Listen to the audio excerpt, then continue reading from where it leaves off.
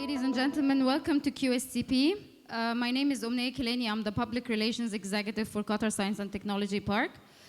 Just a little housekeeping before we start. The bathrooms are in Tech 1 building and Tech 2 building on the same level. There is no fire drill arranged, so if the alarm goes out, please help yourselves to the assembly points on the right and left of the stage. For our for our social media platforms, today we are live on Facebook. If you would like to follow the story or share it with your friends, for anyone who would like to witness the event today. Also, our hashtag on Twitter is hashtag QSTP technovate, and our Twitter handle is @QSTP. We also have our Snapchat account.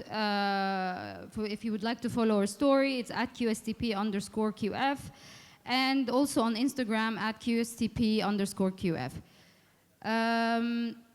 Welcome to our second edition of QSTP Technovate, a platform that we created to engage with you on topics related to product development, technology development, startups, and how can we enrich the innovation ecosystem in Qatar. Today, we have very unique guests. It's a group of university students in Qatar who had an ambition to forge their own path, and it collided with a widespread challenge facing students these days, which helped them kickstart their career into entrepreneurship. What began as a university project in 2014 is now a tech startup that could soon find itself competing with the likes of other tech startups in Silicon Valley. We have today with us the amazing team of Metis Labs, Sabih, Wasi, and his colleagues.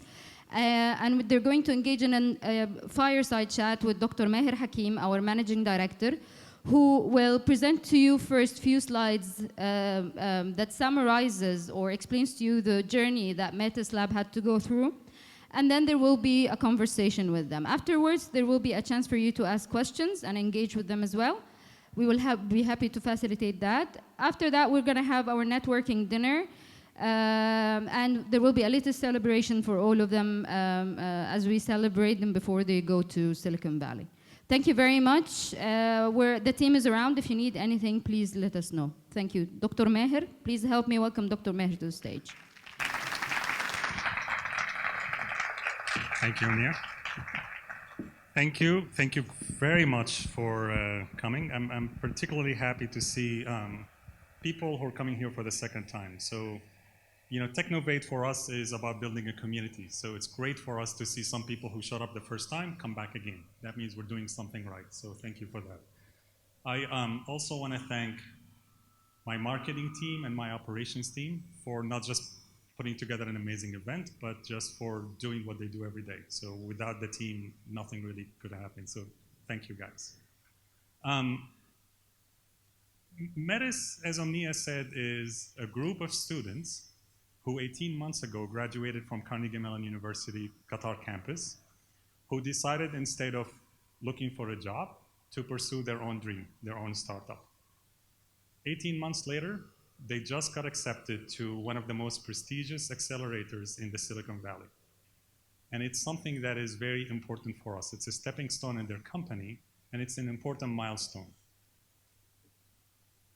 I like to think the metaphor I use for Metis going to the Silicon Valley is a metaphor of a baby who started learning how to walk, and they're going away. And the reason I use this metaphor, the reason I think it's an appropriate thing, actually there are three reasons. You know, those who know me well know that I always speak in three things, right? So there are three reasons for that. Number one, it symbolizes the fact that we're letting them go, and we're happy for them to start walking again, because it's the beginning of their journey. Number two is that we know this is the beginning, right? This is not the end game. And it's going to be a tough journey, it's going to be a hard journey, and they don't know what they're facing in the future. But the most important thing is, when we think about QSTP and the kind of programs and services that QSTP want to provide to the community, I always put it in the context of teaching a baby how to walk for the first time. So a lot of the startups and the teams that come to us, they want to learn how to walk. They want to be on the first step to their journey to building hopefully a very successful business.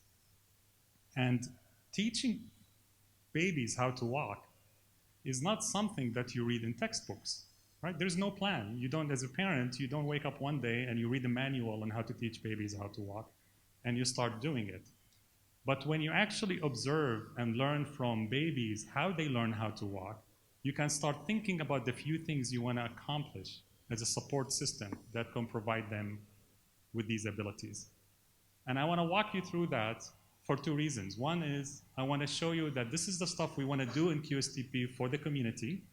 And secondly, I think we in QSTP, not just QSTP, but in a Doha environment, Doha community, we provided all of these support services to Metis, and that's what allowed them to be on their first step to walk. The most important element is mentoring. You know, when babies learn how to walk for the first time, they observe a lot of kids walking and running around them. So a very big element in a baby learning how to walk for the first time is observing and watching other kids walking and running. And that's what we call mentoring. And mentoring is not teaching, is not lecturing. Mentoring is providing startups that are just starting with other people around them that are a little bit more advanced. So other founders of companies who have been in the startup journey for the past couple of years, or people who have done it before, and just let them watch what others are doing. So creating an environment where people who aspire to build a startup to be surrounded by others who have gone through it before and they are a little bit ahead of them is a very important thing for us to provide. So when we talk about our Incubation Center in Qatar Science and Technology Park, our Incubation Center is a co-working space where we aspire to bring people at different stages of startups so that they can learn from each other. We will bring them people and coaches from the communities who have done something before, who have built a startup before, so they can learn from. Mentorship is core to the services we offer for these startups. And mentorship is an essential thing for a baby to learn how to walk. You know, a lot of babies learn that from their older brothers and sisters. Hand-holding, right? That's another thing that parents do. If you want to teach your baby how to walk, sometimes you have to hold their hands and walk with them step by step. Our accelerators are training programs that help you to walk step by step through activities that are in various stages of the startups. So we have two accelerators in Qatar Science and Technology Park. The first one is one that just started 2 days ago. Where's Muhammad? He's around here somewhere. And it's basically hand-holding startups from very early stage. So all I have is an idea, and I want to learn how to validate whether my idea has merit, has a market potential. What do I need to do as a first step? So this accelerator, we call it Accelerate, very creative name.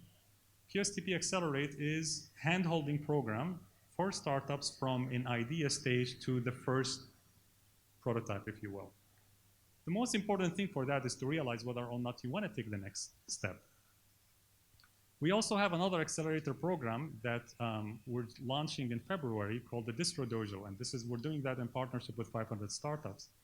And that accelerator program helps startups who have a product, who have 1 or 2 or 3 customers who love their product to scale. So this is learning mostly about the techniques that it takes to actually go from 1 or 2 or 3 customers to potentially a successful business by scaling your customer base. These are our hand-holding programs. You know, we walk you through those programs step by step. Another important piece in the babies learning how to walk journey is to throw a whole bunch of furniture around, right? So sometimes you're not watching the baby, but you have a table or a couch or something that the baby will have to lean on to learn how to stand up for the first time. That's funding, that's money, right? Our investments program are meant to allow you to stand to learn how to walk. They're not meant to be a full-time job for you. They're not meant to make you rich, but they're meant to be support systems so that if you decide you want to quit your job, that you don't live on the street, right? That you have some mechanism that you can lean on in your journey to learn how to walk. So all our funding programs in QSTP are meant to be support. So we give you money and then we let you experiment and do things with them. Which lead me to the next one. which is very important. Anybody who's done a startup understands that building a small business, building a startup business is all about experimentation. And experimentation means that you're going to make mistakes. And making mistakes means you're going to fall down. And if you're falling down on a concrete slab, you're going to break your neck and you're never going to stand up again. So what we have to do is we have to provide you with an environment where if you fall down, you'll be able to stand up again.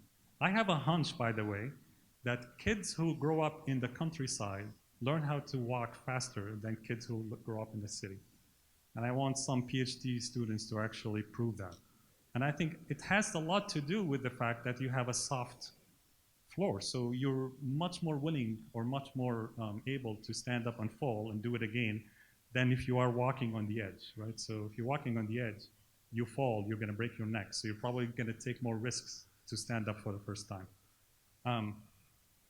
And this is an important piece because the way you fund teams and projects and the way you monitor what you're doing with this fund is essential, because it is one way to fund a research program where everything is planned up front and you're gonna monitor them step by step and you're only gonna dispense the money after you accomplish the milestones.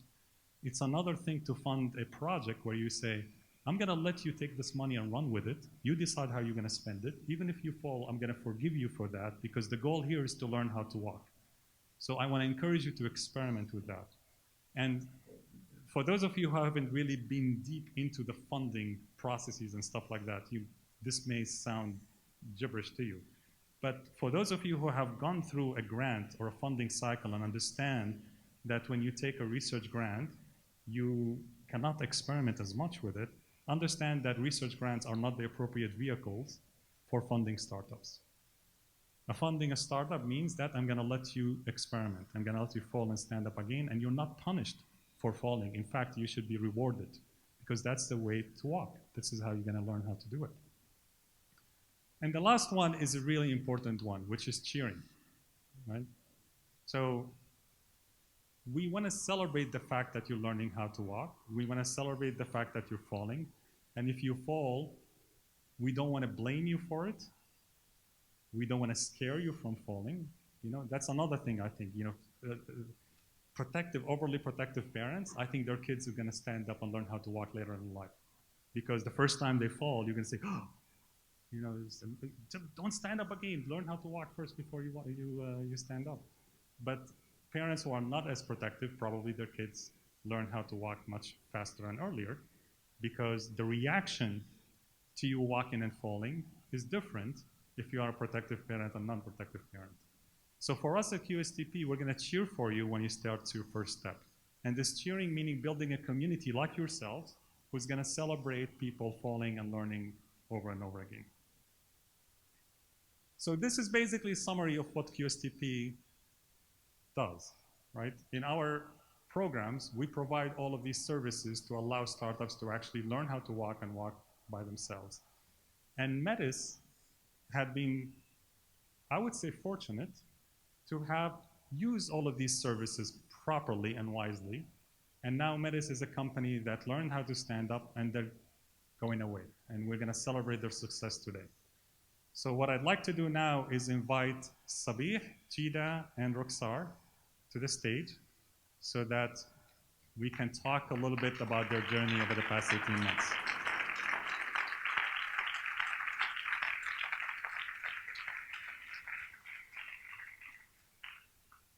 I have two microphones.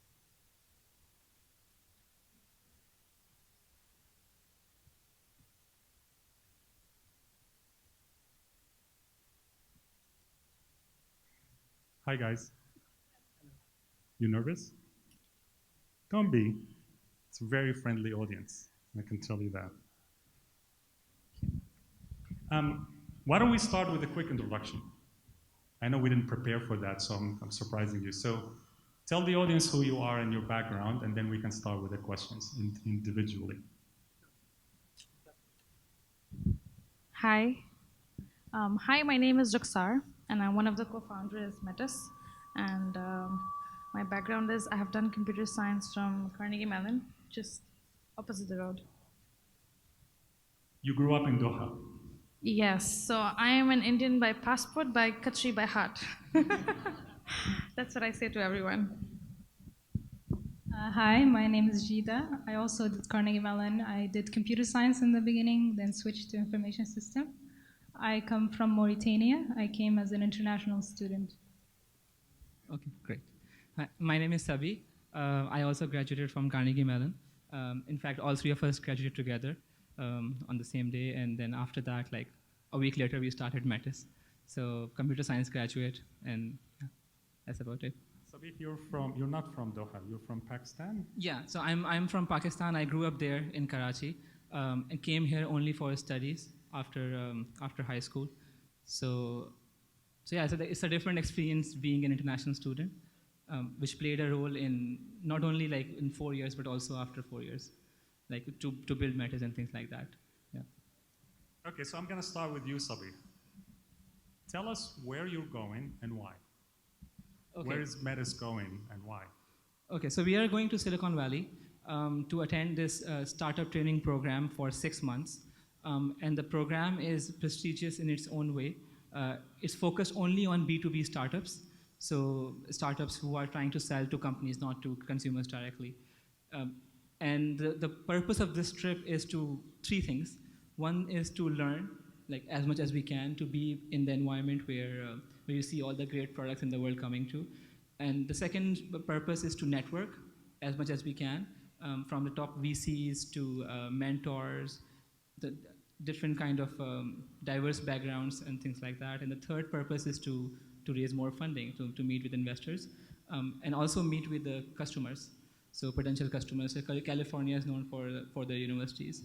So that's the purpose. In 6 months, we want to be, I would say, from the project stage to a company stage, to learn how to build a business out of it. I think that's a great opportunity to be there. You told me when you first heard the news, you were very excited because you were like the 7th company to be selected among more than 100 teams. Yeah. Why do you think they accepted you? Why did they choose you? Yeah, so from our perspective, we don't know the real answer. We haven't asked them why they selected us. And honestly speaking, we were like honestly surprised when that happened. I think there are three reasons. One is the product that we are making is something we are making for students, right? And we are students ourselves. So that gives us a different perspective in understanding the product than anyone else, right? I'm very certain we are the youngest, one of the youngest teams in the accelerator program. Diverse teams, like all three of us are from different countries, different backgrounds. And I think like when we are thinking of solutions, we are thinking of experiences, right? Which is a new, I would say, new trend. Instead of thinking of features, instead of thinking of product, we thought of problems and experiences that can solve that problem. So those were the two things. And the third thing was we were not, I would say, ignorant in terms of saying that our system would replace advisors or our system would be revolutionary. Instead, we said that here's a problem, and in the current system, if we add that solution, it will make everyone happy, including the advisors, including the students.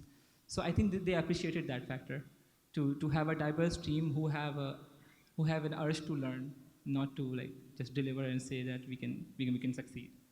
So yeah. Do you think there's anything more to that, Jiyda? Like, They also asked us what each one of us bring to the table, and they were all different. That was very important for them, the team. They even were accepting teams that don't even have ideas. So what mattered to them is the chemistry between all three of us. We had to do a video, and they said, you should not do any production to the video. It should be as natural as possible. So we did the video in like maybe an hour or two, and we submitted it like that. Why do you think they asked you to have it be as natural as possible, Rukhsar? I think that's what makes us special, that we are so original and we just put out what's there. Like if we have problems or like whatever stage we are, that's what like I think makes people attract to us. That we don't say that, okay, we have this huge product which is so cool and we are the first ones doing it. But we just say that, okay, this is what we're doing. Whether it's cool or not, that's for you to decide. So I think that's something which they really liked. But you have more than a product. You have a customer, right? Right. So, do you think that played a role? Of course, of course. I mean, we had in some way validation, right? So when we went to Carnegie Mellon and we said that this is a solution to a problem that we faced for 4 years, they were not thinking of that as like cute kids coming to present something. They did an RFP process and had like 5 other big companies also participate in that process. And the fact that we were able to win the bid over the other five companies around the same price as what others are charging, that showed that what we are bringing is significantly better because the university is willing to take the risk of being with a startup with no customers. So that gave us some kind of validation, I think, to Alchemist. How did you get your first customer? I mean, this is your small team, students. You just graduated. You built the product in Doha. Yeah. And these guys in Pittsburgh, how did they even why did they even pay attention to you? So first thing is like we were students ourselves, so the solution that we were proposing was directly impacting students. Like the other companies that are out there, they are thinking from enterprise perspective, from university perspective. In our case, we were thinking we had this problem and we have to solve it. If we have to go around and solve to the advisors and to the college administration, that's fine. But the experience will remain student-centric. Right? I think that played a big role. But even bigger role was played by the champions we had there. Right? Professor Mark, who was an associate dean here and now he's in Pittsburgh, he made that connection with us. So every time the registrar would come to Doha, he would arrange a small meeting, like 10 to 15-minute meeting, and we would show them what we are doing. So we kept them in the loop, and then Professor Mark kept asking them when can they come, when they can come. And I would say the final turning point was when they were obviously that this was not their priority. They thought it's a cool thing to have, but that wasn't their priority. So what we said was, you were having a trip to Silicon Valley, and I wrote an email to the registrar saying that we are going to the Silicon Valley from Doha, like flying thousands of miles. And while we are in the US, why don't we stop by and present you and do the demo, right? So that becomes harder for the registrar to say that we'll do it later, right? So that kind of hooked him to do the presentation. And then he actually asked other companies also to come at the same time. So that process got triggered. And once we reached Pittsburgh and when we presented the system, we didn't present it in a feature way that, oh, this is the product and these are the 500 features we have. What we said was that here are the 3 problems you have, here are the 3 problems students have, and here is our solution to that. So that made them realize that the pain exists and it's a significant pain, and there's a solution that can directly relate to that. I would say that those factors played a role in getting the first client. So what you're saying is you pushed yourself on them, in a way. Yeah, you can say that, yes. So how do you know that you're harassing people now? How do you know, like, when do you draw a line between hustling and being persistent and harassing customers? How do you're young, right? You don't have the experience. How do you know that? So we had someone on the inside who was a mentor of us, Professor Mark Stelic. Anytime we're doing a step or emailing someone, we ask his advice first. We also asked you multiple times, should we send this person an email? Should we keep bugging them? When do we stop? So we just took advice from our advisors who had more experience. What if we were wrong? We have a lot of trust on you guys. Yeah. So let me move on to talk about the skills on your team. So I want to start with you, Jiyda. I want you to tell me about Sabih and Rukhsar. What do they bring to the table? What are the skills? What are the things, the strength that you admire and respect and you think complement you? The technical side or non-technical? Anything you want. For Sabih, I would say leadership and direction of the company, making sure that we all know what is the direction. But also product design, that's on the technical side. For Sabih, it's mostly relationship management. She's very good at relationships and making sure everyone is happy. Like even the team is feeling bad, she'll make sure that each one of our concerns is met. So those are the 2 things. And Rukhsar, what does Jiyda bring to the table? I think she brings in a lot of experience because she has worked in GE and IBM. And me and Sabih has just done research in college. We didn't work anywhere outside. So I think she brings in a lot of technical experience of like how to deal with clients, what do they require, how do we work in a corporate environment, what happens there. So that is like a big bonus to us. just to add on that, also like from her perspective, she's like, I would say, the true startup person amongst three of us. Like she's aware of what's happening in the industry, what are the cool startups out there, and things like that. I mean, our perspective is we have a problem and we are solving it. Not that much about what entrepreneurship is or what startups are in Silicon Valley.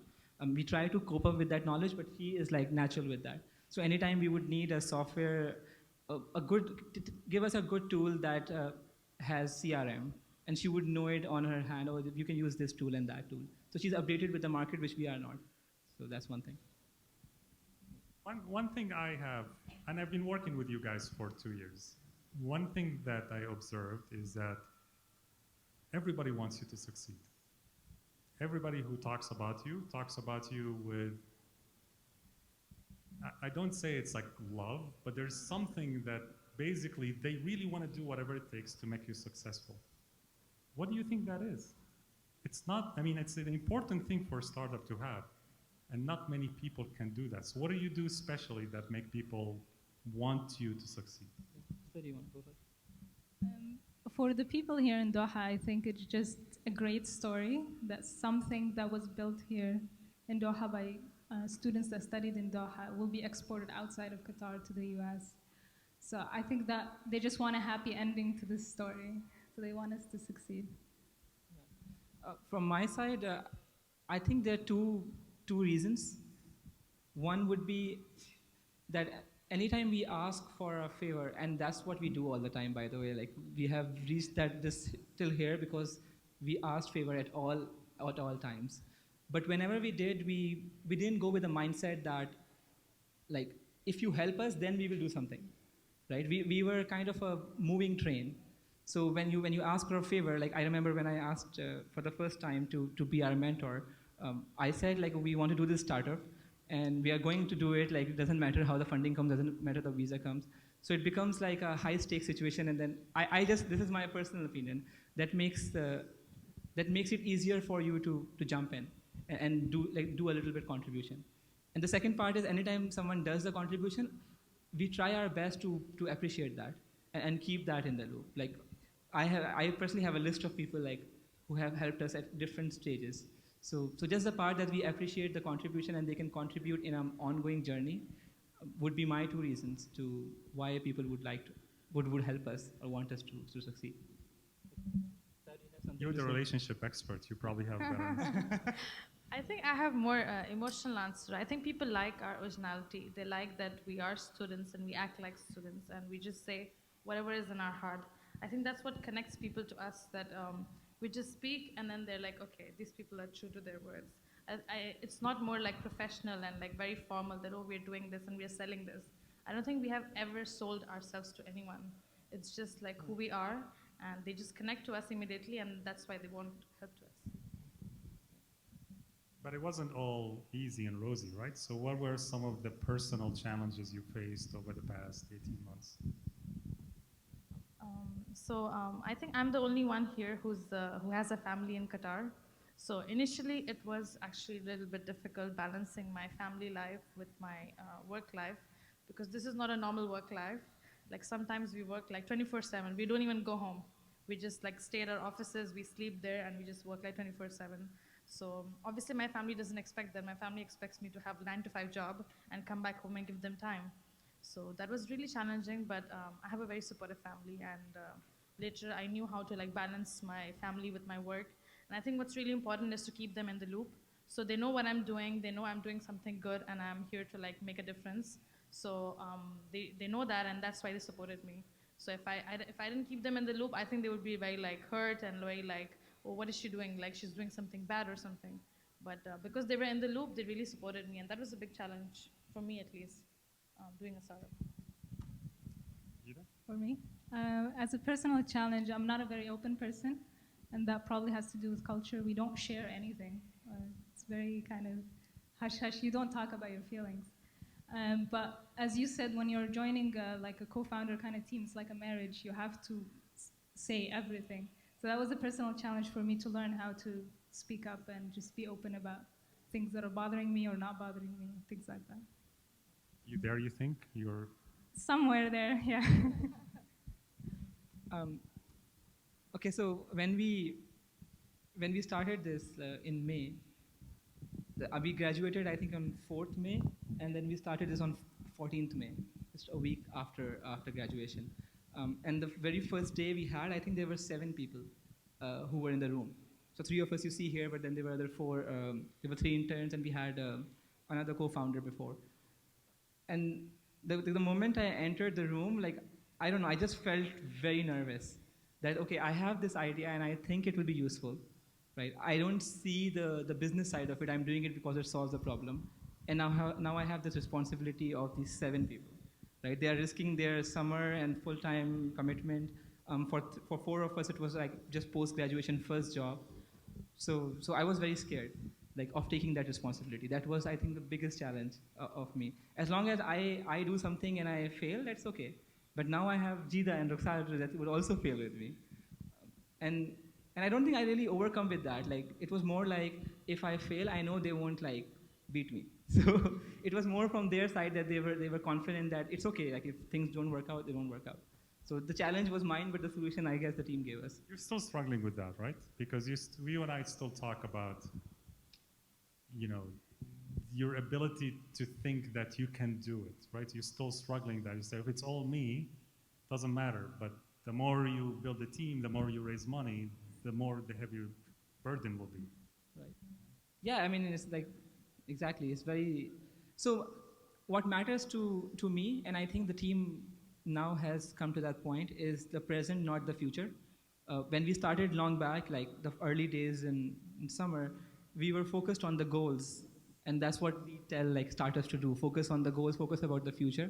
But I think now we don't do that. Now what we do is we enjoy the present moment, and we make sure that no matter what happens tomorrow, it's okay. We have enjoyed the experience. We have enjoyed this journey, right? So in that way, I think it becomes less of a concern because the investment is not that much. It's about today. It's about the experience, and we try not to get too stressed out, to enjoy everything. So. Yeah, but it's still struggling. So tell us as a team, tell us about some of the setbacks you've had as a team and how you overcame these setbacks. So the first challenge that happened is we launched in CMU as a pilot in CMU, Qatar. And we had kind of verbal kind of communication from people in CMU that it's okay for us to launch this for the students. So the students will come in with their username and password, and then we will log in on their behalf to the system that the university had and pull the information. Then we wake up one day, our whole system is shut down. It was shut down by the university for reasons to, violating some rule that they had, even though we had some verbal agreement. And they told us you cannot run this program in the university. So that was one of our biggest challenges. A wake-up call. Yeah. You can't break the rules. Yes. You didn't bring the rules, right? You didn't think you broke the rules. No. According to everyone we spoke to, we were following what they told us to do. But we didn't go and read the rule book that they had. They told us it's okay. So how did you recover from that? It was actually a blessing in disguise because that's when the university in America got involved. Because the university here said we cannot make any decisions. You have to talk to the main campus. So the main campus got involved, and they got us in the process of, there was a vendor selection of different programs. So that's how we started pitching to the university in the US instead of the one in Qatar. What about funding? You got very close to running out of money a couple of times, right? Oh, yeah, multiple times. Yeah. So in the beginning, we, again, I mean, if I had to summarize, like, how we have able to reach this far, it's the answer is people. Every challenge we have faced, there is some person or the other who have helped us move forward. So we won the prize in Al Fikra competition long back as I was a sophomore. So that was some saving there. And then what happened was one of the researchers in CMU, she was supportive. You would remember that.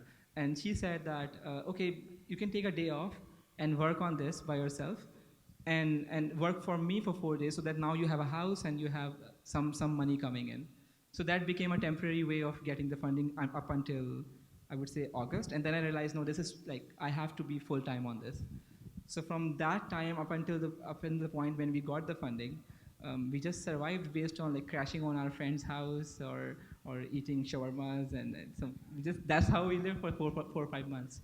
Um, and I think that's also important, right? The funding part was not that critical because we just graduated. So I was in the mindset of a student who doesn't spend lavishly and things like that. So that worked out. And then you were working on our behalf and trying to get like funding from some way or the other. So ultimately, like QSTP agreed to try to bend the rules and get the funding for 1 year, which happened in January. So like for 8-10 months, we survived on, like we had like bare minimum. Like I remember people were taking loans and things like that. So, but again, nobody complained, right? Right? We still have bare minimum. So you're at that stage now. The good news is you're going to Silicon Valley. The bad news is that you're broke. Yes. So you're going to have to figure out how to deal with that. Rukhsar, why did you join Metis? Because Sabih started the project on his own, and then you decided this is an interesting project to join. Yeah, so Sabih, I think, approached me in the end of sophomore year, which was beginning junior year. And he told me about the idea, and he had actually worked before already on this, like we just created designs. And when he told me about it, the idea did interest me, but more than the idea, I think I believed in Sabih, that he has this vision of helping people, like he loves helping people. And I thought that, okay, if I'm doing this with him, and in some way I will also help people. So I think I believed in Sabih more than I believed in the idea. And of course now I believe in the idea a lot, and that's why I'm here. But at that point, I think that was the hook that, yeah. Jiyda, you came in 2-3 months later? 6 months. 6 months later? Yeah.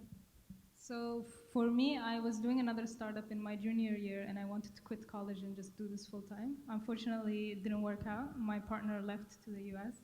So after that junior year, I was looking for another project to join. I knew I wanted to do startups. I just didn't know what idea or what team. I interviewed so many people, and they just approached me out of nowhere. And when they were talking to me and I was interviewing them, it was the only product idea that I actually had a direct impact on me solving this issue, because I graduated late. I didn't graduate on time, and I had struggle also finding the courses. So it directly solved my issue. So I joined them. Why did you recruit Jiyda? Oh yeah, so we were in one of the presentation halls, and she was presenting the software that she has made for her IS project. And I don't know how true is that, but one of the person who was sitting beside me said that, by the way, this whole project, even though that you can see 4 or 5 people being there, she did most of the work, most of the development work. And I was very impressed that she did it by herself. So, and also I heard other great things about her in terms of software development and algorithms and things like that. So I thought I'll approach her and see where that goes. Other than that, I had no idea about Jiyda, as in how would it work in the teams. It was all a risk whether it would work or not. So. Did you know she spoke 5 languages when you approached her? No, I did not. When did you learn that she spoke 5 languages? Very soon, I would say a month later or something. Okay. Some conversation came up. Oh, I think I was just, I was playing some French song, and then she said, oh yeah, I know this song, and then I realized, oh, you know French? Then she said, I know Spanish also, I know Arabic, I know this. So yeah, I figured out later. That's it. Let me see, I have a few more questions, but if there are questions from the audience, then I will cut it short and ask one more before. Anybody show of hands or questions from the audience? Let me just see. At least 1, 2, 3. Okay, 4. So I'm going to ask you one more question, and then we'll turn it to the audience. So how would you feel if after 6 months in this accelerator in the US, things did not work out the way you wanted it to work out, and you had to shut down Metis? You know, the odds are against you, yeah, right? Yeah. So statistically, most startup companies fail, right? So you've been working hard, you're going to go through it. Of course, we all wish you the success and all of these things, but you have to have in the back of your head that, things may not turn out the way you want it to turn out. So how would you feel about that? I don't think I will have any regrets at that point, or I would feel bad, maybe I would feel bad. But I wouldn't have any regrets. Because for the same reason as I mentioned earlier, that now we enjoy today. We have left that time when we were struggling and just thinking about future. And 18 months from now, when we started, I didn't know anything about these things. Like we were experimenting. And I think I can say that on behalf of Jiyda and Rukhsar also, that they were just learning things. So in 18 months, the amount of learning we have got, the experiences we have gone through, and those late night coding times and all that, those are like great memories, great skills to have with us. So even if we fail, it's okay. That's part of the game. I always, that's why I was scared of taking a responsibility. Okay, it can always fail, and that's okay. That's how it is. Do you want to add something on that? For me, I already joined the startup that failed, so I know the feeling. I actually just was looking for the next one right after, the next day. When he told me he's leaving Qatar, I just was looking for the next one. I'll probably do something else right after. Rukhsar, you feel the same way? Yeah, I think we'll have no regrets, and I think we already have an idea. We'll execute that. So if you fail, you're going to stick together and do another one. Yeah. Hopefully. Yeah. You're not tired of each other. No. You guys are married, so you cannot be tired of each other. Okay, so thank you. Questions from the audience? Yes. Yes, thank you very much. My name is Winan Staring from the Innovation Center for Education. Actually also a startup. My whole life is a startup, if you think of it. I admire your whole journey. There's one basic question, maybe it's my ignorance completely as an outsider. What was the problem you were trying to solve, and how did you solve it? Maybe it's my ignorance, but I didn't know, I don't understand. The whole journey is fantastic, and I congratulate you with that, but maybe you can answer that for me. Thank you. What problem, what are the problems that your company is trying to solve, and how did you solve it? Okay, so I'll try to be as brief as possible because this is something I love talking about. The elevator pitch. Yes. So I thought of this idea the very first time when I had to plan my degree. As you would know, like for undergrad programs which have electives, they have to decide what courses to take every semester, right? So, and the very first time I had to do that, there was no tool out there which can help me do that, right? CMU had a completely like outdated tool. It was just a report. So there was no interactivity, and then like when you're used to Facebook and Netflix and like those nice interfaces, it seems like a more pain to plan your degree. And then when I researched a little bit more, I realized that it's not just me. There are, in fact, like less than 40% students graduate on time in 4 years. So it seemed like a serious problem. And then I can think of some of my friends who did not graduate on time. So it was something that I can directly relate to. So that was the real problem that we were trying to solve, the basic idea of that. And the way we resolved that is to think from student and build an interface where students would actually get engaged and think about what courses they would want to take. Like I say we are competing with Facebook in that way. Like we want students to spend 10 minutes a semester where they think about what are the next goals. So not only they graduate on time, but also when they graduate, they have a higher value from that 4-year journey. So that's the short answer of what we try to solve.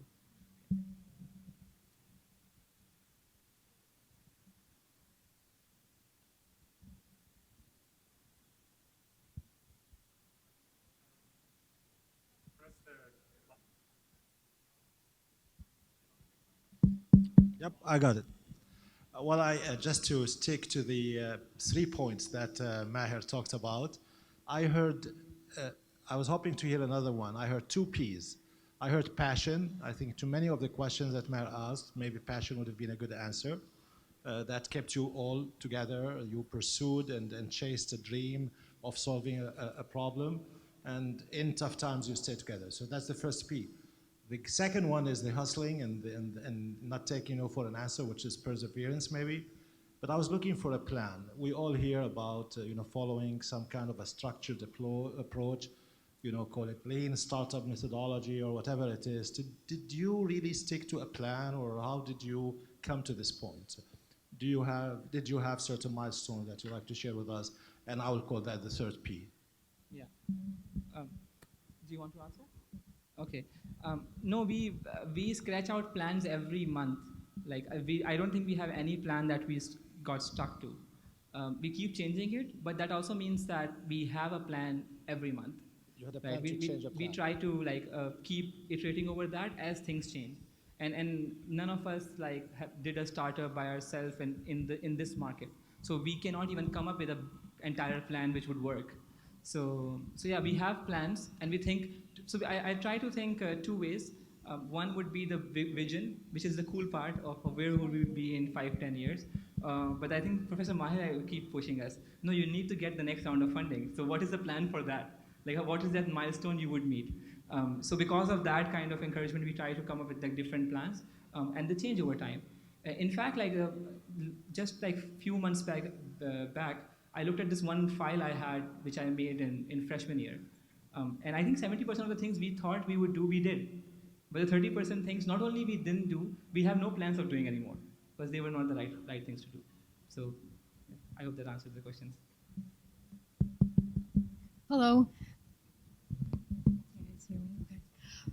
Thank you so much, you guys, for being here. That was wonderful and very inspiring. So I'm a graduate student from Texas A&M, and my friend here as well. And we're we're engineers, right? But we are kind of intrigued by the idea of having a startup or something along those lines. So my question to you is, first of all, I'd like to know your majors, and how important do you think is a business degree in having a startup and going along this route?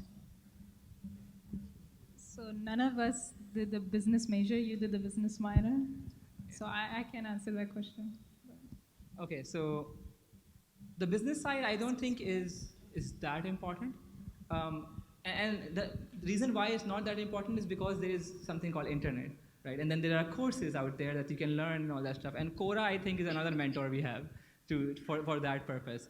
So because of those resources being there, the business side wasn't the problem, right? And the major, and we do fall multiple times. We think, oh, we'll do these things, but then the business guy would immediately say that's wrong. But any major fallbacks, like Professor Maher was there to say, no, don't do that. That's the wrong idea. Who would be your next hire? All those kind of things, we got answered. So I would say, if you don't have any business skills, first of all, find a person who has, right?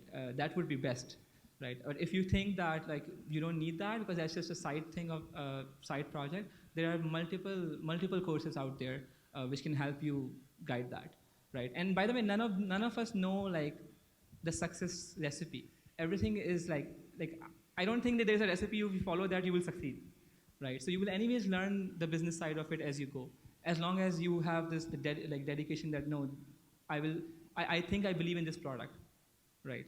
So that would be my answer. You don't have to worry about it if you don't have a business guy, but try to come to Carnegie Mellon and find someone who's interested in startups. And we are computer science graduates. Yeah, all three of us are computer science. Do you think this is going to stay the case, though? At one point, do you think you're going to be needing somebody with sales expertise, marketing expertise, business development, finance? Right. But by that time, we will have milestones that we have achieved, right? As when you start and you are just a month old and you don't have traction or you haven't proven yourself, at that time, you won't see that many good people joining your team.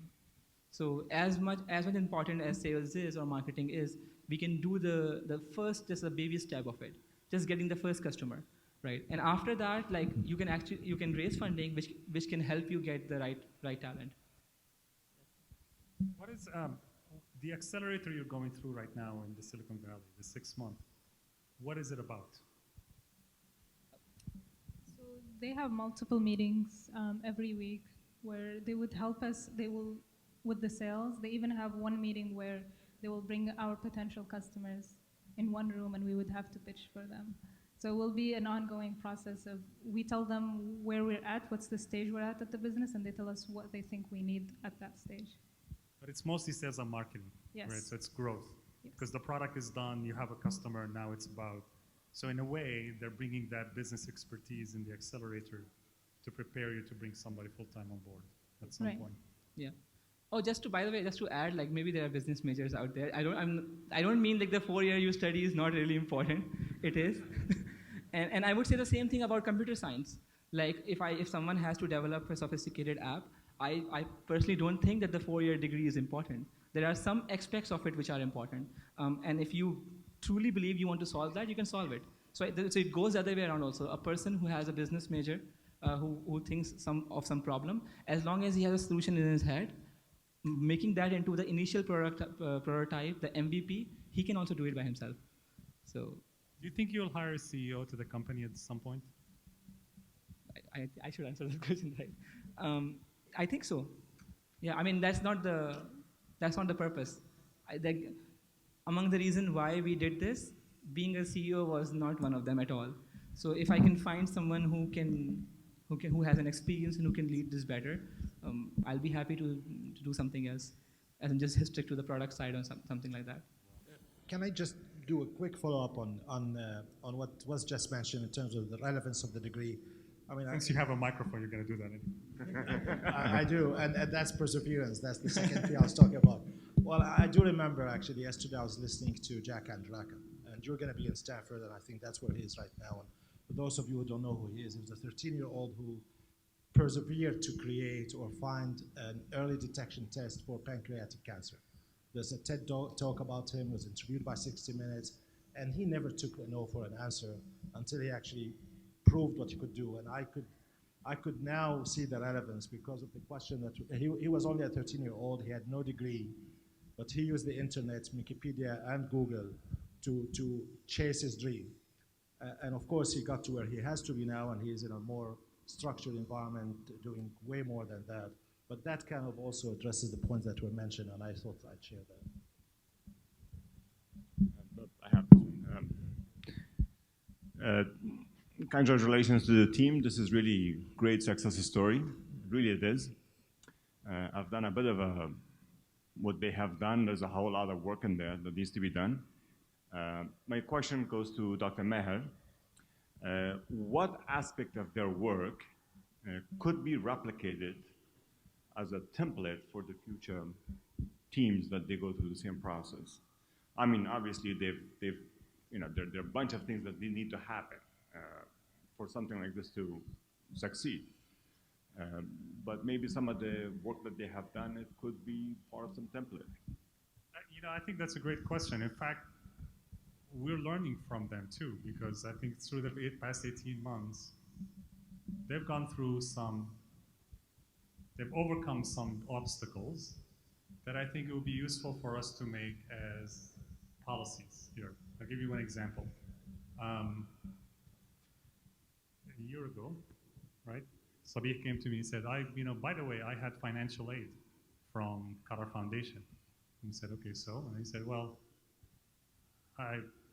if I work in a company in Qatar, some companies that are on the list of Qatar Foundation, then I get to be, these years of service get to be counted towards payment of my financial aid. And I said, okay, and he said, but now this is my startup, it doesn't count. And it's significant. So can I tell them that I am working for CMU? And I said, but you're not working for CMU. And he said, but I am incubated by the CMUQ Incubation Center. And I said, okay. And he said, then that's sort of a CMU thing. And I said, maybe. I'll write you a letter that says you're incubated by CMUQ Incubation Center and see if they will take it as acceptable. And they did, right? So one of the things for us is that, okay, now we know that it's an important piece for a lot of the students who want to venture into doing their startups. The things that a lot of them are shy of, they're shy to tell us, or they're not very forthcoming, is saying, hey, if I do my own startup, as opposed to go work for Qatar Airways for a year or something like that, then I have to carry the financial burden of paying back to Qatar Foundation. And therefore, we need to create a policy that allows Qatar Foundation to count doing a startup in QSTP as a repayment for your students. So that's one example, but there are a lot of other things they've done. For example, the investments that QSTP have done with them, they managed to spread it over 1 year, right? So there's lessons to be learned there about how to manage the funding that we give them so that we can let them decide how to spend the money and then monitor their progress against the plans they put in place and their activities, not against the original plan they had. But I think in general, to me, it's about the right people with the right mindset and the right incentive structure to do things. So if they have the passion, they have the perseverance, like Wael had said, and you can believe that they're going to go after it, these are sort of the core elements. And then we can support them. You know, these are sort of the basic things we start from. They're necessary conditions for success. Do you have the right mindset? Do you have the passion for what you're doing? Are you doing this because you want to build something big in the future? Are you willing to take the risks, right? So if you're expecting that you're going to do a startup and you're going to get paid high salary, then don't do a startup. If you're expecting to do a startup and getting enough funding to survive and live by because you're building something great in the future, that's the right mindset to come at. So for us, the learning is the template is it's the right people with the right mindset and the right incentive structure, plus the obstacles that they had to overcome that we can now create an easier way for them to do it. Right? So I don't know if that answered the question.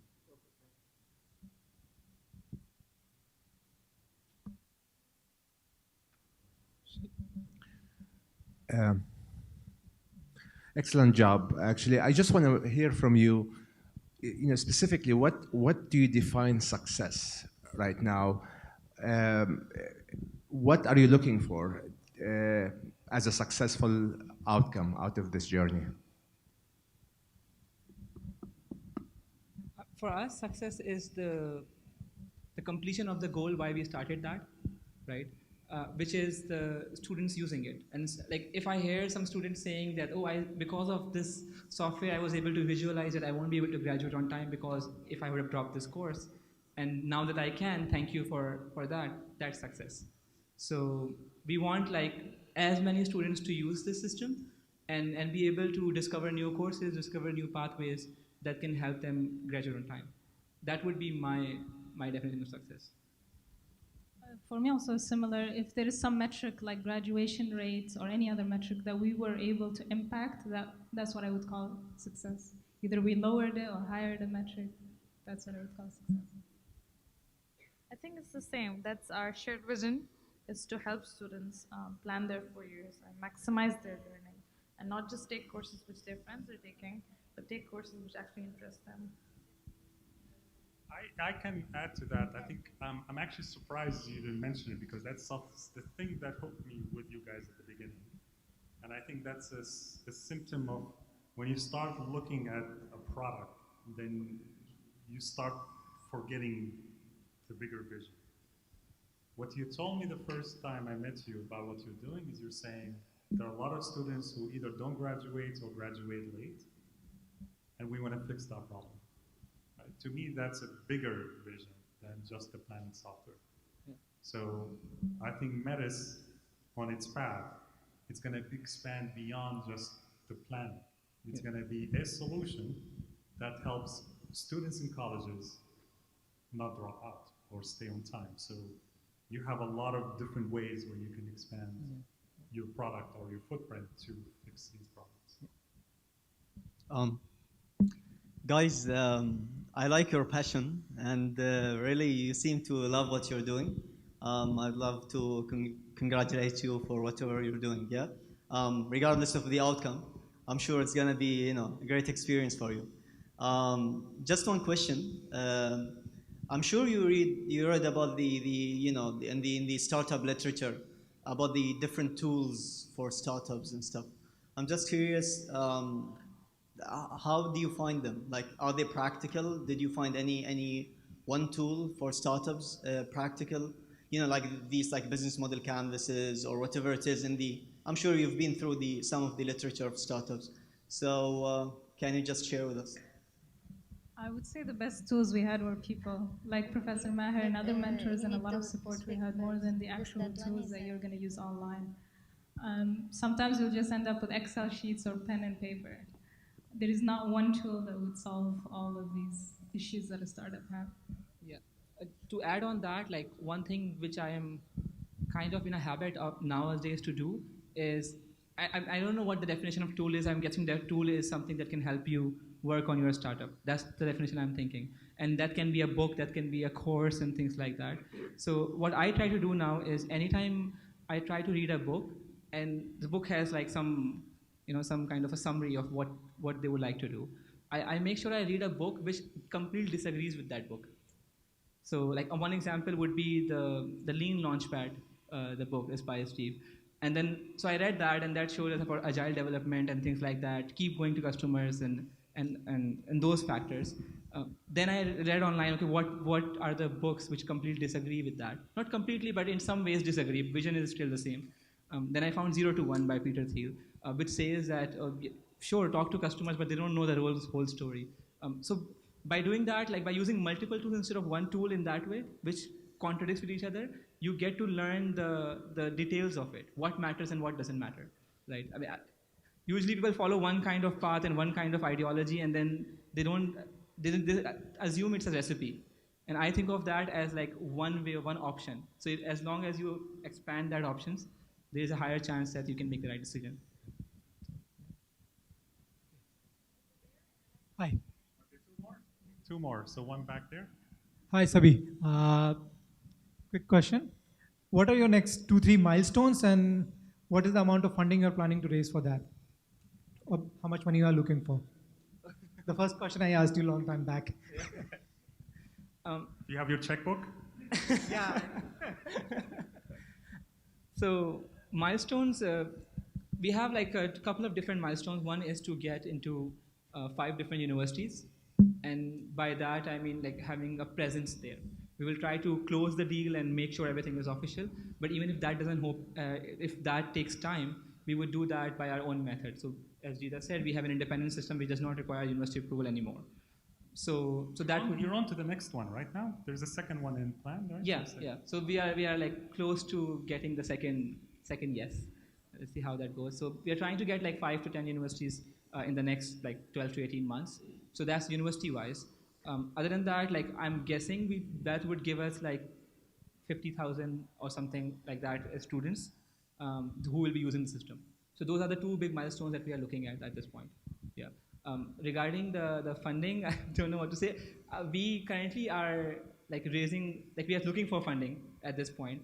We do not have like enough money, honestly speaking. QSTP is working hard on that. So we'll keep pushing Professor Maher to do that. So yeah, we are like actively looking for funding, and we can talk about that later. Professor Maher, do you want to add something on that? Yes. Good evening, everyone. Abdurrahman Al-Qahtani from KFR&D. And thank you, Dr. Maher, for organizing the second Techno event with your team. And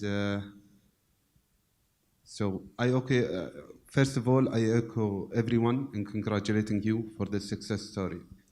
The second thing, I know it's too early to ask, but have you considered having your business headquarters here in Qatar? Okay, good. But I know after the 6-month period in Silicon Valley, I guess it's fair to ask if you plan to stay here. Even though the business is the model that you are following is B2B, but you can have the headquarters here and deal with other universities outside of Qatar. So that's the way I see it, Or what do you think? So we're actually already incorporated in Qatar. We just have a Qatar entity and a US entity. But I don't think we have talked about whether we want to have the Qatar entity headquarters. Yeah. So headquarters is headquarters means we have multiple offices, and currently we have like a small one room. So we'll talk about it once we reach to that stage. But in terms of plan, I can tell one thing. Actually 3 of us, when we came to Doha, we came with like a very small check, and my parents didn't contribute at all in the money. Not because they didn't want to, they just didn't have money, right? And then QF was there to support us for 4 years, right? Then QF was there to give us the funding for the next 1 year. QF was there to give us the visa after that. So the kind of like support we have got from Qatar, it would be like wrong from our perspective to forget that and say, oh, there are great opportunities in US, so let's go to US, right? Having said that, there's a difference between business decision and a personal decision. we would always want to give back to Qatar, right? Be it in like hiring talent from Qatar, be it in investing in some way in the Qatar once we have the money, and things like that. Regarding the headquarters, if that seems like the right decision to do, we would do that, right? But personally, I will make sure that in whatever way we can contribute to Qatar, we would do that. And I'm not saying it in terms of like this, just like there. I truly believe that. Yeah, Qatar is my home. I'm Qatari by heart.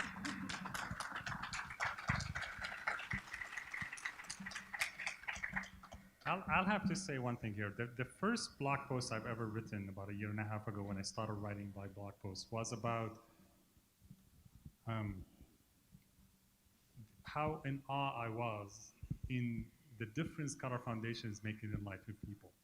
So if you look at people like Sabih and Jiyda, right, the education from top universities, supporting them through their journey, going to the Silicon Valley, I am convinced that no matter what happens to them, they will never forget that.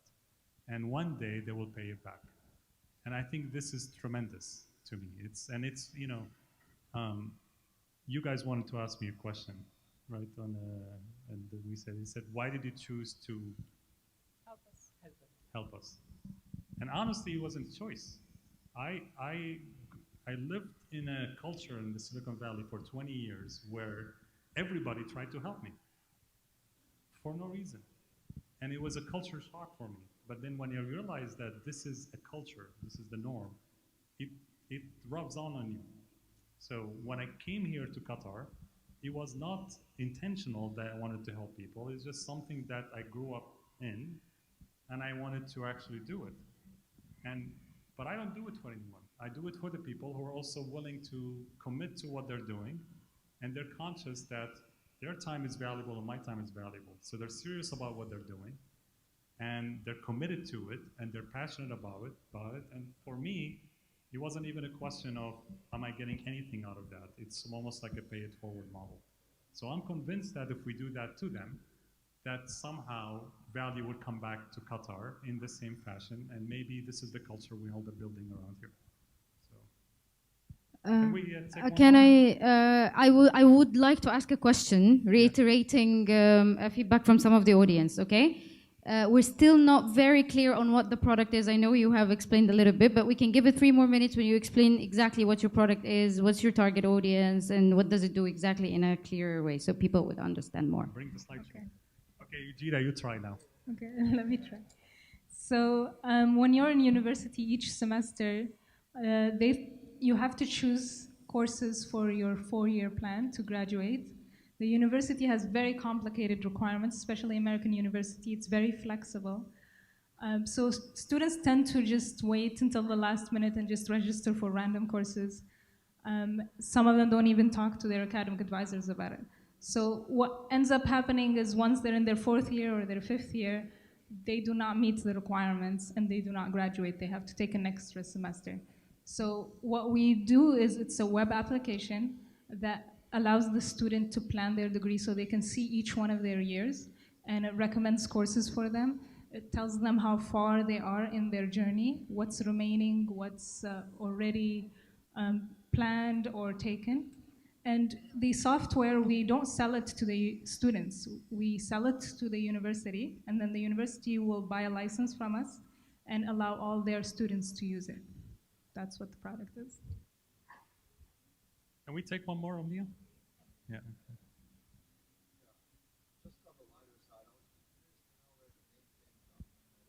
Metis, where did the name come from? It's the Greek goddess of wisdom. Yeah, and Sabih came up with the name. No, the story was, yeah. So the story was, I was still wondering what the name would be, and then it's too late though, but like 2 years back, I started watching Lord of the Rings for the first time. So I was interested into the mythology and things like that. So I started following a little bit about Greek mythology, right? And then I came across this name Metis, who was like the character, who was a goddess of wisdom and advice. And I thought like this is a cool name to have. It's easier to say.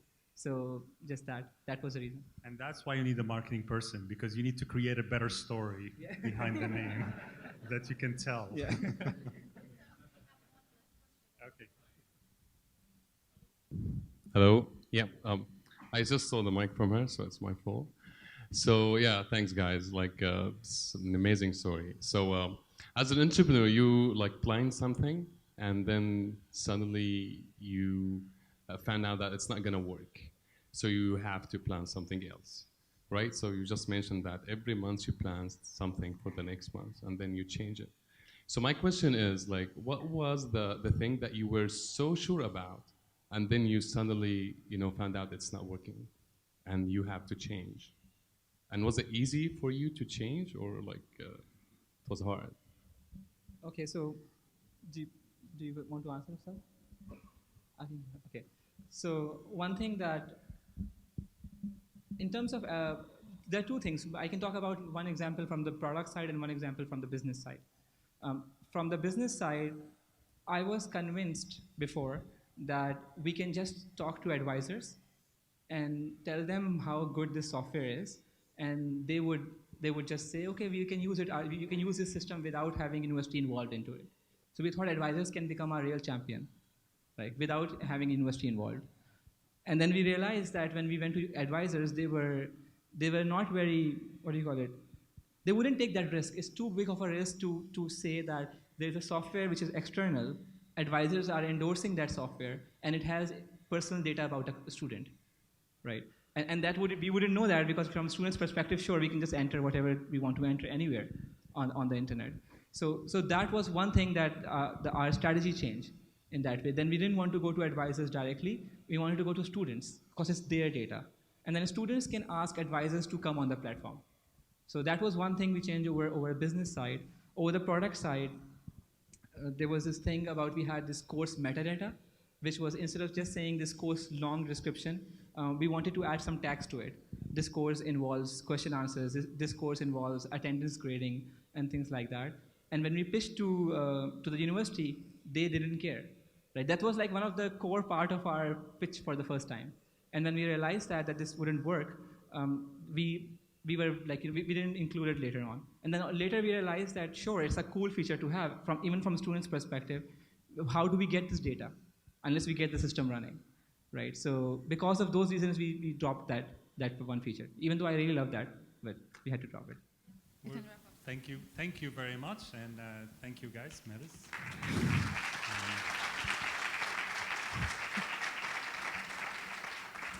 Please stick around and join us in the next one. The next one is going to be sometime in January. Hopefully. Thank you very much, all of you. You've been a kind, attentive audience. We're going to have a small cake now in celebration of this amazing team. It's a very small cake, but very symbolic, just to send them off with something special. And guys, you're really inspiring. You're full of hope. And you did really make us all happy today. So congratulations. Can I ask QSTP directors to join Dr. Maher for a photo with the team, please? QSTP directors, anyone in the room from QSTP, please, can you join Dr. Maher?